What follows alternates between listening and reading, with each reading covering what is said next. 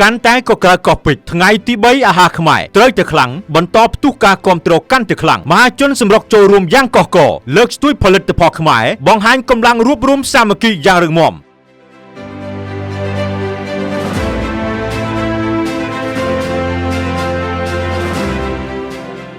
ពីរសជាតិអាហារមួយចានទៅជាចលនាដ៏ធំមួយរបស់ជាតិនៅថ្ងៃទី3នៃយុទ្ធនាការអាហារខ្មែរត្រូវតែខ្លាំងបានធ្វើឲ្យមជ្ឈមណ្ឌលសន្និបាតនិងពិព័រណ៍កោះពេជ្រកាន់តែអ៊ូអរកាន់តែរស់រវើកកាន់តែកក្រើកប្រមូលផ្ដុំដោយម្ហូបខ្មែរផលិតផលខ្មែរស្នាដៃកូនខ្មែរយ៉ាងសម្បូរបែបមហាជនសម្រុកចូលរួមយ៉ាងកកកលើកស្ទួយផលិតផលខ្មែរបង្ហាញកម្លាំងរួបរวมសាមគ្គីយ៉ាងរឹងមាំគួរឲ្យភ្ញាក់ផ្អើលនៅថ្ងៃអាទិត្យទី19ខែកក្កដាឆ្នាំ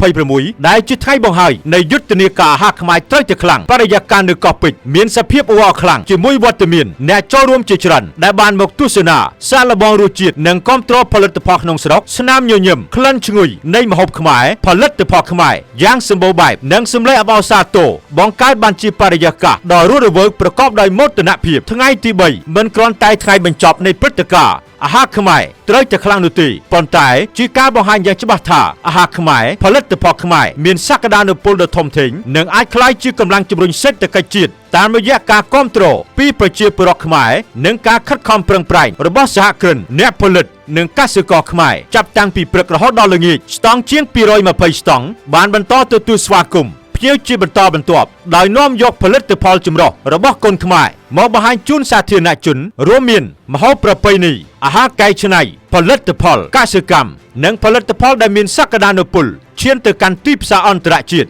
ភាពពិសេសនៃថ្ងៃទី3គឺការបន្តបង្កើតឱកាសឲ្យសហគ្រិនអ្នកផលិតនិងអ្នកប្រើប្រាស់បានជួបប្រស្រ័យនិងស្វែងយល់ពីគ្នាដើម្បីពង្រឹងទំនុកចិត្តលើផលិតផលក្នុងស្រុកនិងជំរុញឲ្យអាជីវកម្មខ្មែររីកចម្រើនកាន់តែខ្លាំងក្នុងថ្ងៃដ៏អស្ចារ្យនេះក៏មានការអញ្ជើញចូលរួមពីថ្នាក់ដឹកនាំភ្ញៀវកិត្តិយសសហគ្រិននិងដៃគូពាក់ព័ន្ធជាច្រើនដែលបានចូលរួមអបអរសាទរនិងផ្ដល់ការគាំទ្រដល់ចលនាលើកស្ទួយអាហារខ្មែរទន្ទឹមនេះកម្មវិធីប្រកួតធ្វើម្ហូបបានក្លាយជាចំណុចទាក់ទាញដ៏ពិសេសដោយមានការចូលរួមពីចុងភៅសិល្បករនិងអ្នកមានឥទ្ធិពលលើបណ្ដាញសង្គមដែលបានបង្ហាញពីគំនិតច្នៃប្រឌិតបច្ចេកទេសនិងការបកស្រាយថ្មីៗអំពីម្ហូបខ្មែរឲ្យកាន់តែទាក់ទាញសម្រាប់មនុស្សជំនាន់ថ្មីក្រៅពីការលើកកម្ពស់វិស័យម្ហូបអាហារព្រឹត្តិការណ៍នេះក៏បានបង្ហាញពីបេះដូងដ៏ល្អផូរផង់របស់ខ្មែរតាមរយៈការចូលរួមប្រមូលមូលនិធិជួយគ្រួសារជនភៀសសឹកដែលបានបង្ហាញពីស្មារតីសាមគ្គីនិងការជួយគ្នាទៅវិញទៅមកក្នុងសង្គមនៅពេលរាត្រីកោះពេជ្រកាន់តែភ្លឺចិញ្ចែងចិញ្ចាច